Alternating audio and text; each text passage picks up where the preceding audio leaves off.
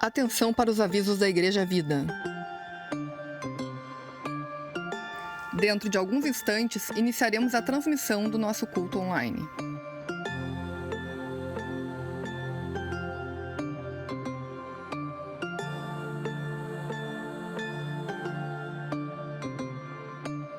Aproveite esse tempo e crie um ambiente de adoração com a sua família.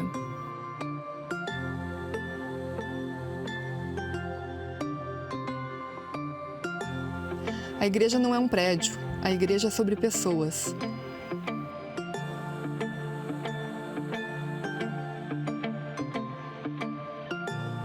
E neste momento de distanciamento físico, continuamos sendo igreja, continuamos adorando a Deus com tudo o que somos.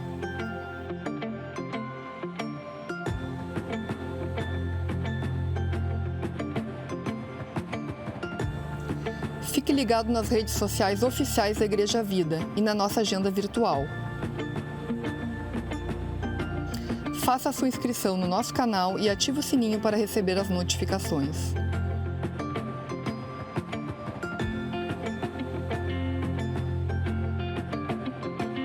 Outras informações você encontra no nosso site igrejavidasap.com.br.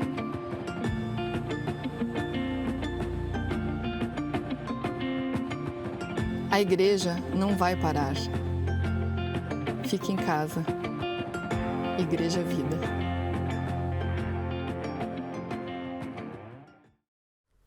Boa noite, irmãos. Vamos convidar as pessoas que estão aí na sua casa para a gente louvar o Senhor. Adore a Ele com todas as suas forças, com todo o seu entendimento. Teu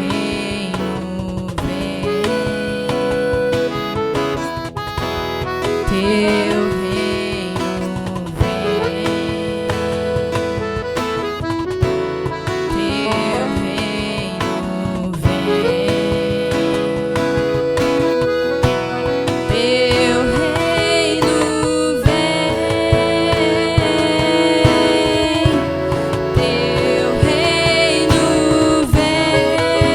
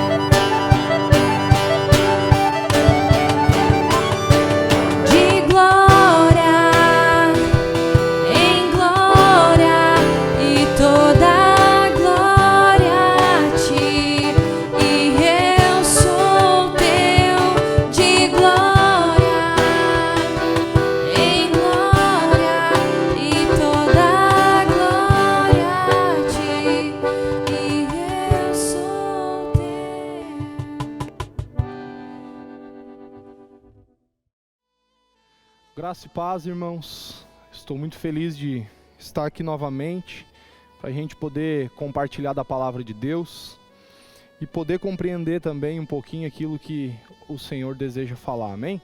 Queria convidar você a curvar a sua cabeça. Vamos orar nesse momento. Pai querido, muito obrigado, Senhor. Obrigado pela sua graça e a sua misericórdia sobre as nossas vidas. Pai, no nome de Jesus, que o Senhor possa trazer clareza ao nosso coração acerca da tua vontade e do teu querer, Senhor. Eu oro por espírito de sabedoria e de revelação, e que o teu espírito possa, em nome de Jesus, fazer a tua vontade nesse dia, Pai, e que possa encontrar corações quebrantados, corações que estão dispostos a se render à tua presença. No nome de Jesus, Pai, muito obrigado, porque nós podemos confiar no Senhor. Amém. Amém, queridos? Queria convidar você a abrir a palavra de Deus em Êxodo capítulo 12, versículo 1 ao 13. Êxodo capítulo 12, versículo 1 ao 13. Amém? Passo a ler então. Diz assim a palavra de Deus. Disse o Senhor a Moisés e a Arão na terra do Egito: Este mês será o principal dos meses, será o primeiro mês do ano. Falai a toda a congregação de Israel, dizendo: Aos 10 deste mês, cada um tomará para si um cordeiro, segundo a casa dos pais, um cordeiro para cada família. Mas se a família for pequena para um cordeiro, então convidará ele o seu vizinho mais próximo, conforme o número das almas, conforme o que cada um puder comer. Por aí calculareis quantos bastem para o cordeiro. O cordeiro será sem defeito, macho de 1 ano. Podereis tomar um cordeiro ou um cabrito e o guardarei até ao 14º dia deste mês. E todo ajuntamento da congregação de Israel o imolará no crepúsculo da tarde. Tomarão do sangue e o porão em ambas as ombreiras e na verga da porta, nas casas em que o comerem. Naquela noite comerão a carne assada no fogo, com pães asmos, ervas amargas a comerão. Não comereis do animal nada cru nem cozido em água, porém assado ao fogo, a cabeça, as pernas e a fressura.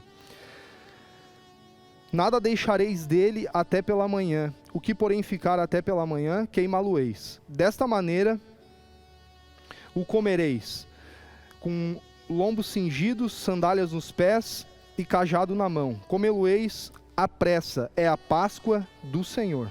Porque naquela noite passarei pela terra do Egito e ferirei na terra do Egito todos os primogênitos desde o Egito, desde os homens até os animais. Executarei juízo sobre todos os deuses do Egito. Eu sou o Senhor. O sangue vos será por sinal nas casas em que estiverdes. Quando eu vir o sangue, passarei por vós, e não haverá entre vós praga destruidora, quando eu ferir a terra do Egito. Até aí, queridos. Queria falar um pouquinho a respeito da essência da Páscoa. Qual é o verdadeiro sentido, o verdadeiro significado da Páscoa? E nós vemos aqui em Êxodo, capítulo 12, a 10ª praga, onde é instituída a Páscoa, onde haveria a morte dos primogênitos.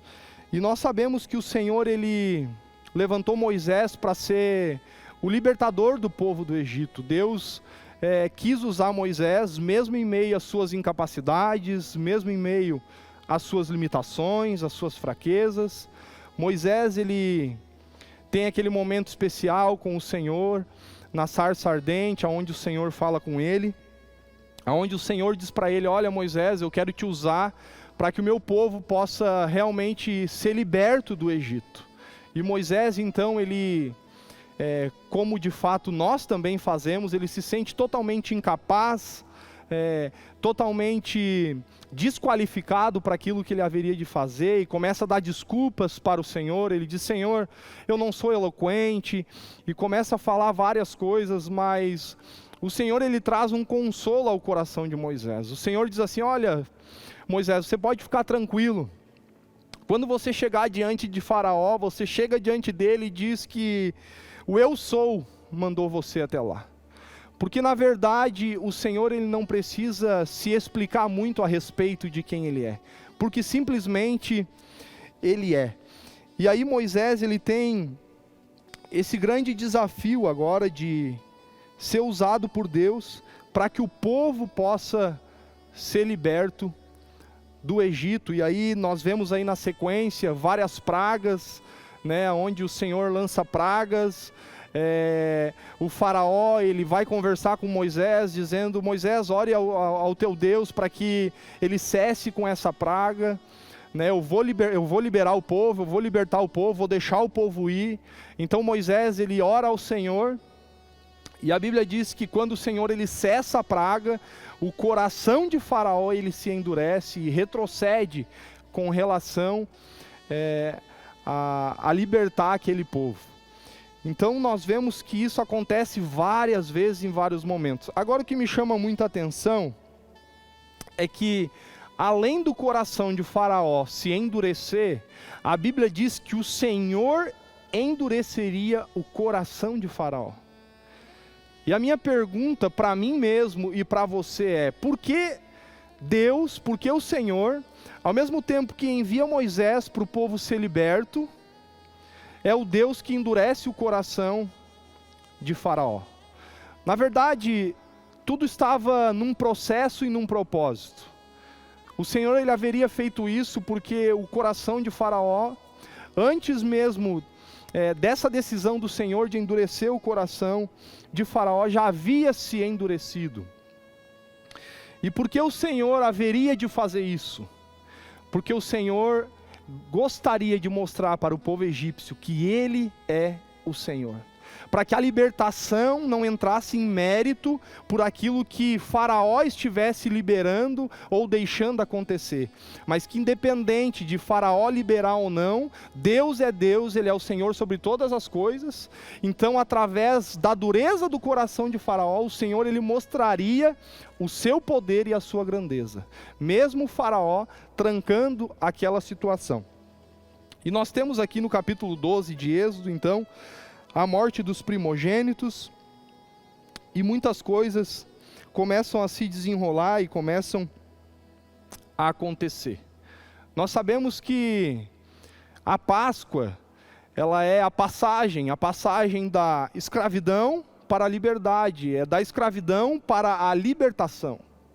Né, a palavra Páscoa no hebraico, como nós já sabemos, né, é Pesach ou Pesach, que significa passagem de um estágio para outro estágio, né, da escravidão para a libertação, da morte para a vida. Então, era isso que estava acontecendo. E nós sabemos que no Antigo Testamento, sempre que havia pecado, sempre que fosse necessário o perdão pelos pecados, havia necessidade de um sacrifício. E por isso então, a necessidade de um cordeiro ser o sacrifício. Porque na verdade, tudo, desde o começo das Escrituras já está apontando para Jesus, na morte de Jesus que haveria de acontecer pelos nossos pecados, porque a Páscoa nada mais é do que morte, sepultamento e ressurreição. Então na Páscoa nós celebramos a ressurreição do Senhor Jesus como corpo de Cristo, e tudo estava apontando para Cristo, tanto que nós vemos aqui que esse cordeiro ele tinha que ser macho, sem defeito, né? Tinha que ser no máximo de 1 ano. Então tudo estava já apontando para Jesus. E essa é a essência da Páscoa, porque a ideia, irmãos, não é que num momento de Páscoa nós venhamos falar muito mais sobre um coelho do que propriamente sobre o cordeiro.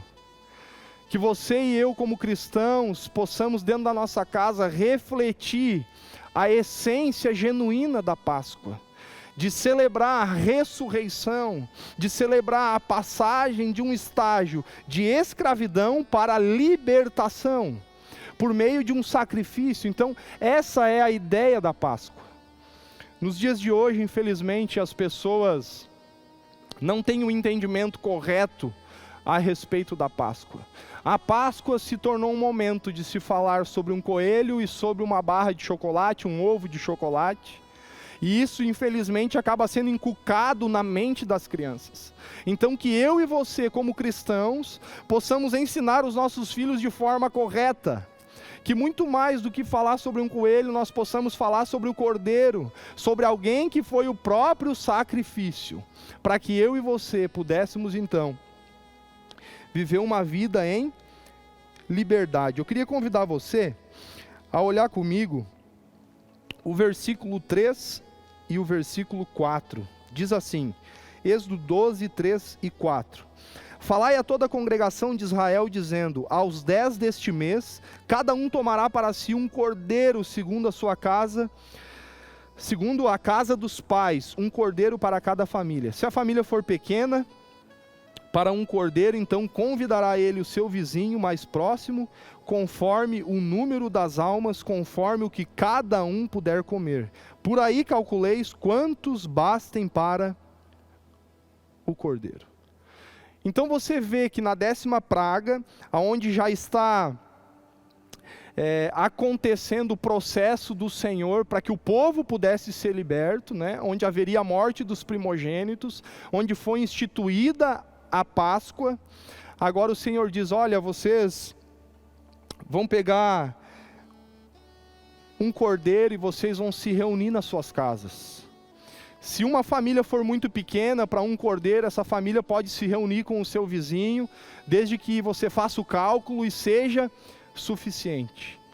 Então note que enquanto o Senhor ele haveria de estabelecer o juízo por meio dessa praga, onde muitos primogênitos do Egito haveriam de morrer, agora o povo do Senhor haveria de estar reunido nas suas casas, desfrutando daquele momento tão especial com o Cordeiro Pascal.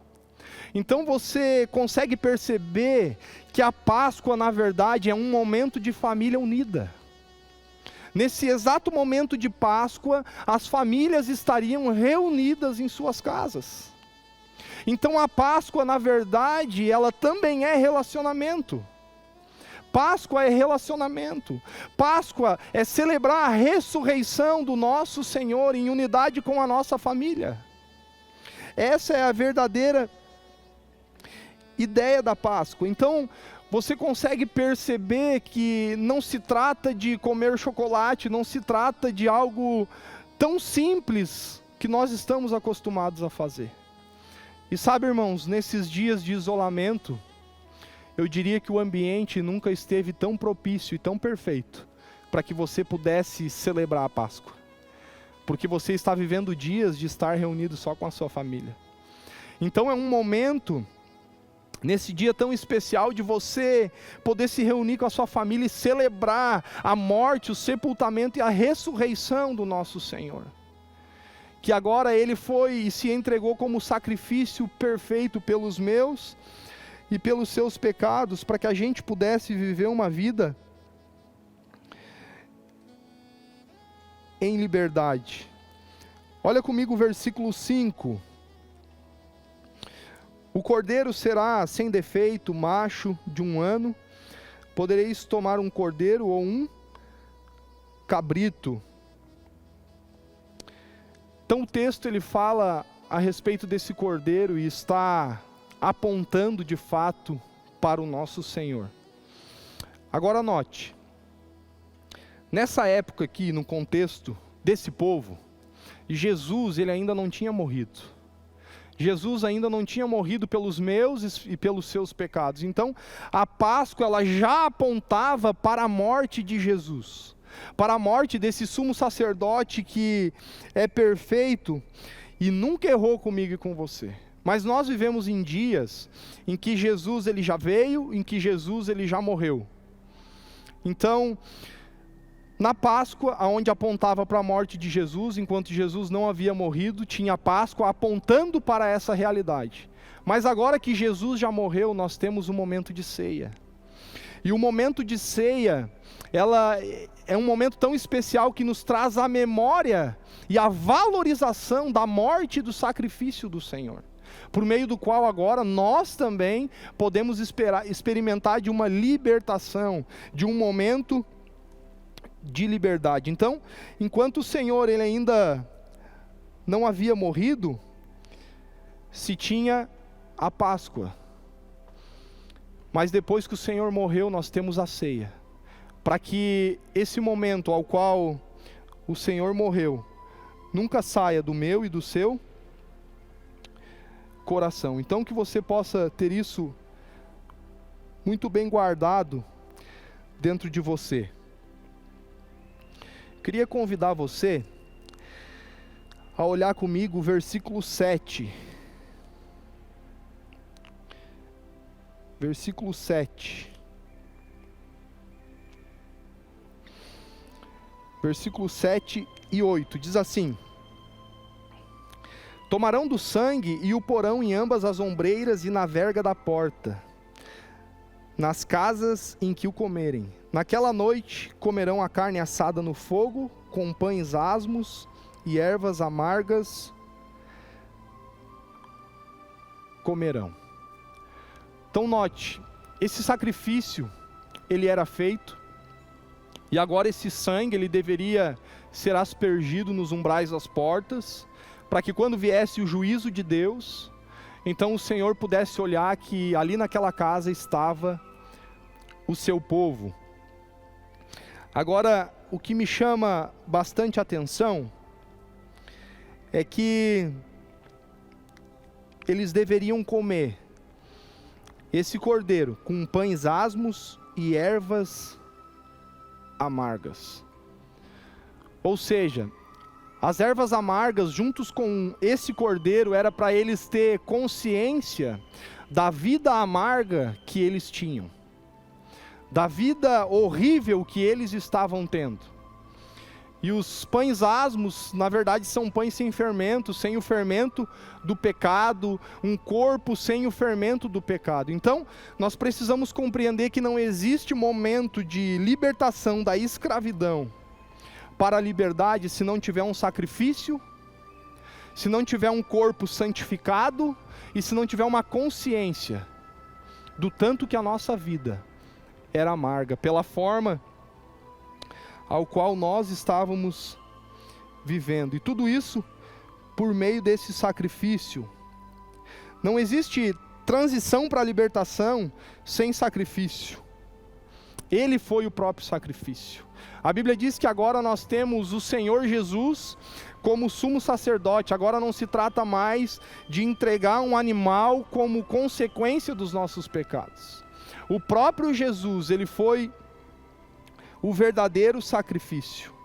E nós podemos estar tranquilos porque ele nunca errou comigo e com você, e ele nunca vai errar.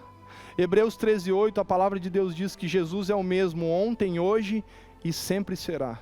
Tiago 1,17 diz que ele nunca muda, ele nunca vai mudar. 2 Timóteo 2,13, a Bíblia diz que se nós somos infiéis, ele permanece fiel, porque ele não pode negar a si mesmo. Ou seja, ele nunca vai errar, querido, comigo e com você, porque a fidelidade faz parte da natureza do nosso Senhor. Ele não é fiel pelo tanto que nós somos fiéis a Ele. Ele é fiel como consequência da sua própria natureza. Nós, infelizmente, somos fiéis, muitas vezes, pelo tanto que temos fidelidade das pessoas. Pelo tanto que as pessoas são fiéis a nós. Agora Deus, o nosso Senhor, Ele continua fiel, independente se você é fiel ou não. O próprio texto de 2 Timóteo diz que ele não pode negar a si mesmo. Por quê? Porque a fidelidade é um atributo, é uma qualidade, é uma característica do nosso Senhor. Então nós temos hoje esse sumo sacerdote que resolveu se entregar por mim e por você. Então agora, teria esse momento de sacrifício, com ervas amargas e com aquele pão sem fermento. Eu queria trazer também um entendimento um pouquinho maior a respeito desses pães asmos. Olha só, queridos, anote aí. 1 Coríntios 5, versículo 7 e 8, olha o que diz as Escrituras. Lançai fora o velho fermento, para que sejais nova massa, como sois de fato sem fermento. Pois também Cristo, nosso Cordeiro Pascal, foi imolado. Por isso celebramos a festa não com o velho fermento, ou seja, o fermento do pecado, nem com o fermento da maldade e da malícia, e sim com os asmos da sinceridade e da verdade. Ou seja, nós devemos celebrar esse momento de ressurreição, esse momento da Páscoa, com esse Cordeiro no centro, com esse Jesus no centro de tudo, mas a gente não deve estar com o velho fermento, com o fermento do pecado, com o fermento da malícia e da maldade.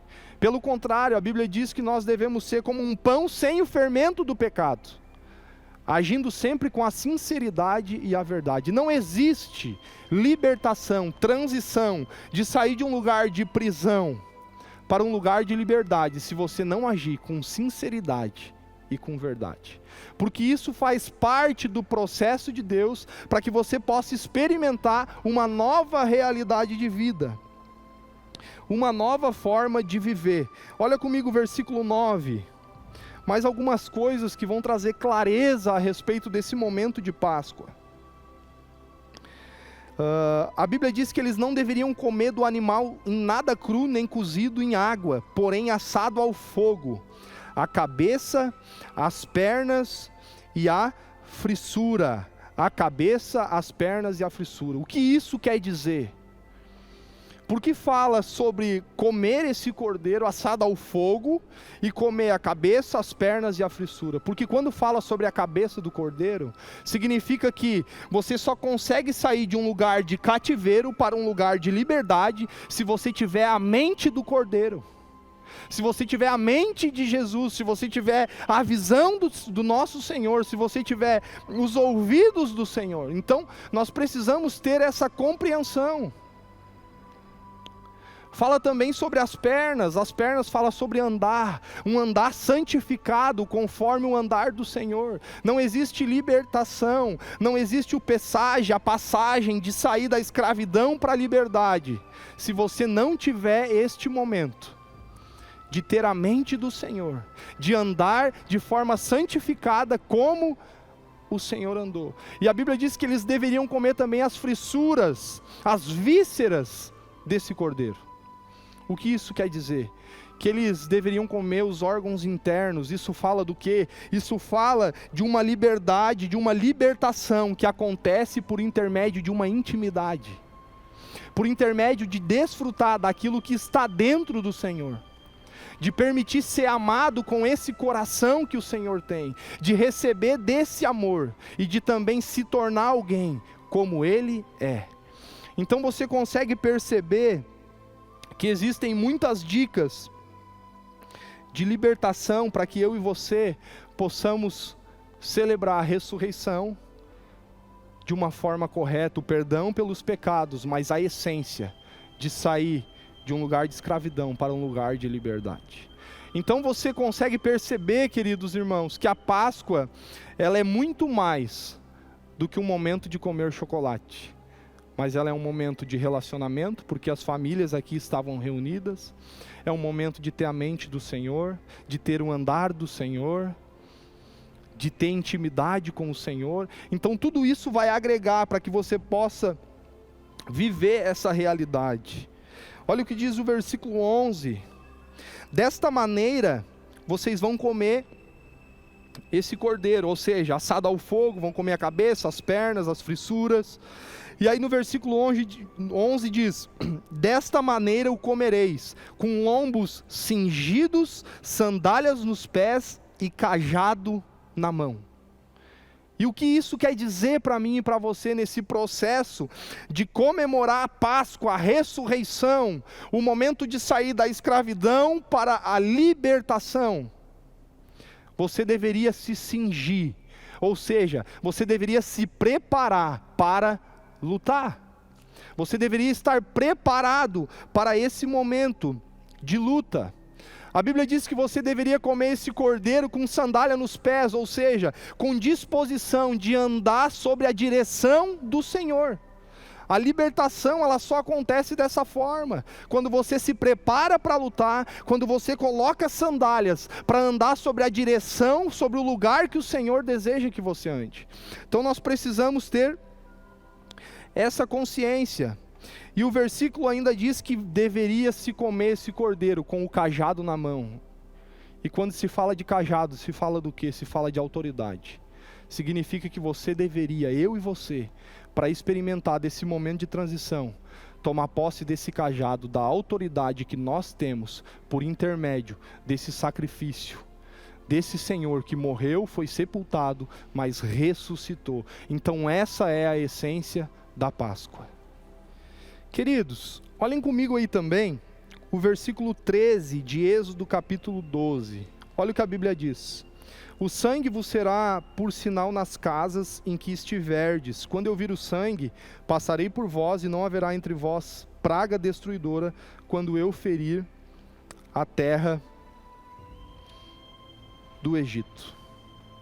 Todo o processo de libertação, todo o processo de passagem da escravidão para a liberdade, de comemorar, de ter esse momento de celebrar a ressurreição do Senhor, sempre vai trazer um pouco de responsabilidade da parte do Senhor, ao qual ele não falha, mas Deus, ele sempre vai responsabilizar o homem por aquilo que ele tem que fazer. Então você consegue perceber nesse texto que nós lemos, que o sangue, ele deveria de fato ser passado nos umbrais das portas, para que a praga não alcançasse aquela família. Agora, a minha pergunta para você é a seguinte: se essas pessoas, se o povo de Deus não passasse o sangue nos umbrais das portas, o que aconteceria? Certamente, a morte, aquela praga da morte dos primogênitos, também alcançaria o povo de Deus. Por quê? Porque Deus decidiu não cuidar do seu povo? Não. Porque o seu povo, em certo momento, decidiu não obedecer ao Senhor. Porque o Senhor deu uma direção: olha, passe o sangue nos umbrais das portas. Então nós podemos perceber que há uma responsabilidade da parte do homem com relação àquilo que ele deseja experimentar em Deus. Se ele passa o sangue nos umbrais das portas, ele está seguro, porque ele está obedecendo. Compreenda algo: obediência gera segurança. Você está seguro dentro dos princípios e das verdades bíblicas de Deus, quando você está disposto a obedecer. Sem obediência, você não está protegido. Isso é muito importante. Agora, você precisa compreender algo, e você não deve confundir as coisas.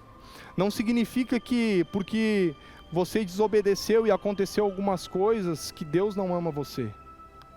Porque na verdade, queridos, tem muitas pessoas que têm dificuldade com muitas coisas.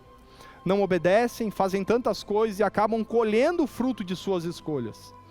E elas acham que Deus não ama elas. Mas na verdade, essa vida como cristãos, ela é feita de escolhas.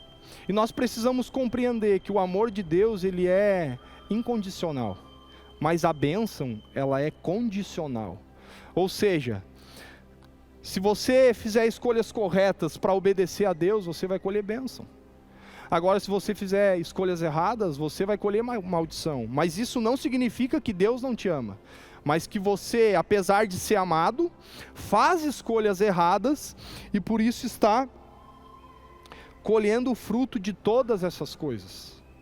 Por exemplo, um texto muito conhecido que eu gosto muito, Provérbios 28:20, a Bíblia diz que o homem fiel, ele seria acumulado de bênçãos. Então note que a bênção, ela está condicionada à fidelidade.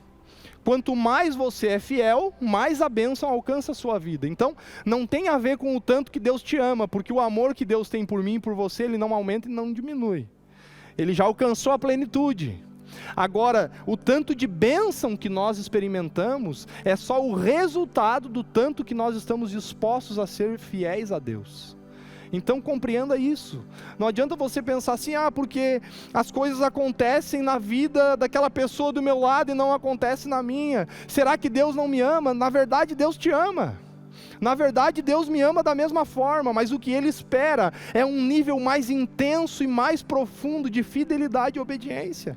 Se você for fiel, a bênção vai perseguir você. Compreenda que o amor é incondicional, mas a bênção é condicional. Ela depende muito do nível de fidelidade que você desenvolve na presença de Deus. Olha comigo o versículo 26 e 27 de Êxodo capítulo 12. Diz assim: quando os vossos filhos vos perguntarem que rito é este, respondereis: é o sacrifício da Páscoa ao Senhor, que passou por cima das casas dos filhos de Israel no Egito, quando feriu os egípcios e livrou as nossas casas. Então o povo se inclinou e adorou. O que eu aprendo aqui? Que a essência da Páscoa é gerar adoração. A essência da Páscoa é que de fato mais e mais adoradores possam ser gerados na presença do Senhor, pela compreensão daquilo que está sendo feito por intermédio desse pesach, desse processo de transição da escravidão para a liberdade. Então, essa é a ideia do Senhor para mim e para você. E quer você creia ou não, Jesus, Ele morreu e Ele se entregou. E outra coisa, Jesus, Ele vai voltar. E a Bíblia diz que todo joelho se dobrará, toda língua confessará que Ele é o Senhor.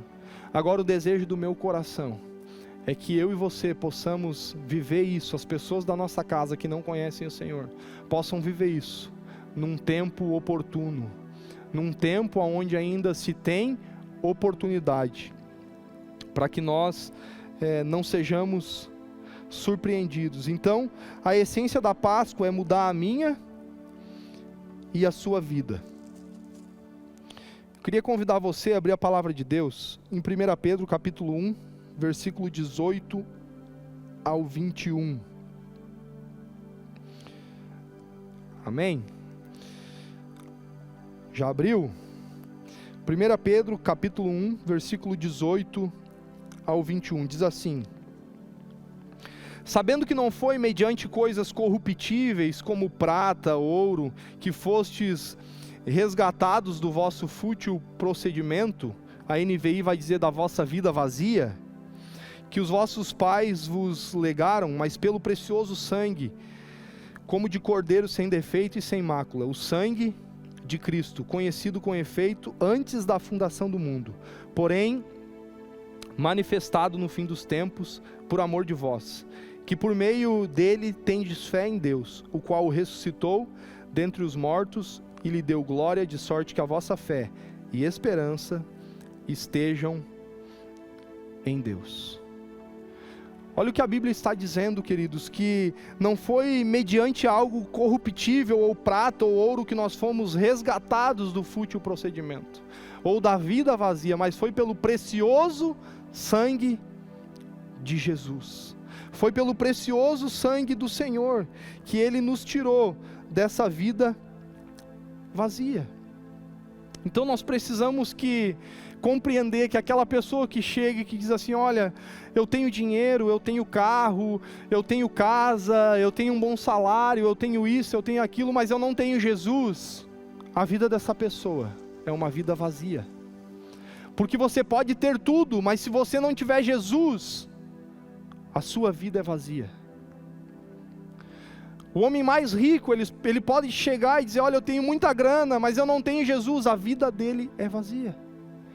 Agora eu e você, muitas vezes podemos não ter dinheiro, podemos não ter tantos bens, tantas coisas que gostaríamos, mas se nós temos Jesus, nós temos a nossa vida completa, a nossa vida plena, nós temos a nossa vida cheia, nós temos a nossa vida encharcada por aquilo que o Senhor é. Então nós precisamos ter essa compreensão. Muitos, às vezes, até brincam e dizem assim: olha, eu conheço um amigo, eu conheço uma pessoa, e ela é muito querida, e na verdade só falta Jesus. Tudo que essa pessoa tem na verdade é uma vida vazia, porque se falta Jesus, na verdade falta tudo. Na verdade falta tudo. Agora eu quero construir um entendimento com você. Olha comigo o versículo 21, para que você possa ter essa compreensão. E eu já estou quase encerrando. Diz assim: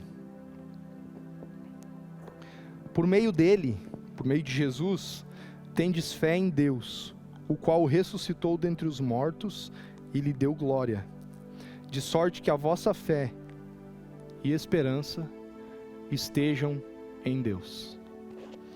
O que nós precisamos compreender? Deus, por causa do seu infinito amor, Ele entregou o seu Filho. Como Ele entregou o seu Filho Ele morreu pelos meus e pelos seus pecados.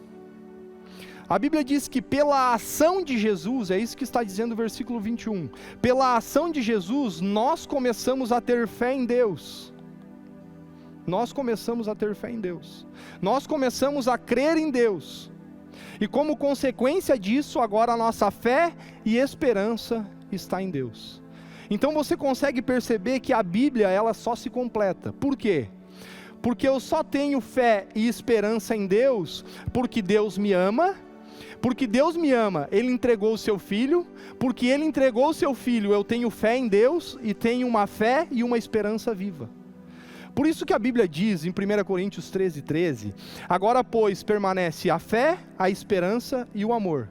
Estes três, porém o maior destes é o amor. Por que entre a fé, a esperança e o amor é o maior entre os três? Porque a fé e a esperança só existem por causa do amor. Porque amor é uma pessoa, Deus é amor. E é por causa de Deus que nós temos fé e esperança. Por quê? Porque Deus nos ama, logo Ele entregou o seu Filho como consequência desse amor.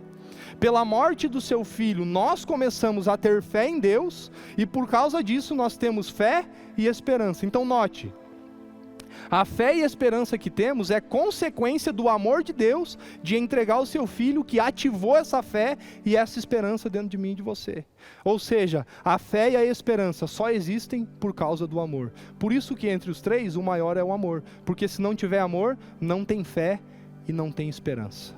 Então eu queria dizer para você, que você possa viver esse momento de Páscoa, esse momento da essência, de colocar o Senhor no centro, de entender que Páscoa é relacionamento, de entender que Páscoa é um momento de celebrar a ressurreição, mas Páscoa é um momento de sair da escravidão para este momento de liberdade, entendendo que se o Senhor estiver no centro, todas as coisas vão bem. Lembre-se de João 3,16, porque Deus amou o mundo de tal maneira que entregou seu Filho unigênito para que todo aquele que nele crê não pereça, mas tenha a vida eterna. E 1 João 3,16 diz: nisto conhecemos o amor, que Cristo deu a vida por nós e nós devemos dar a nossa vida pelos nossos irmãos. Guarde esses textos no seu coração. 1 Coríntios 13, fé, esperança e o amor. O amor é a essência de tudo. E que eu e você possamos viver nesse dia tão especial, essa verdadeira essência de Páscoa, em unidade com a nossa família, buscando a mente, o andar e a intimidade com o Senhor, se preparando para lutar, se preparando para fazer a vontade do Senhor, com disposição de ir aonde que Ele deseja e pegando o cajado, a sua autoridade, para que a gente possa sair de um lugar de escravidão para um lugar de libertação. Amém? Que Deus abençoe grandemente a sua vida. Eu queria convidar você a fechar seus olhos. Vamos orar. Pai querido, obrigado pela sua doce palavra. Em nome de Jesus, Pai, que possamos viver a essência da Páscoa, que o Senhor possa selar essa palavra em nossos corações, que possamos compreender, Senhor, que o Senhor endureceu o coração de Faraó para mostrar que o Senhor é poderoso, Pai, que o Senhor usou Moisés para mostrar que o Senhor é poderoso, mesmo diante de um homem incapacitado. Senhor, que possamos viver a verdadeira Páscoa, de celebrar a ressurreição, para glorificar o Teu nome, acima de tudo, em nome de Jesus. Amém. Deus abençoe fortemente a vida de vocês. Amém, queridos? Deus abençoe.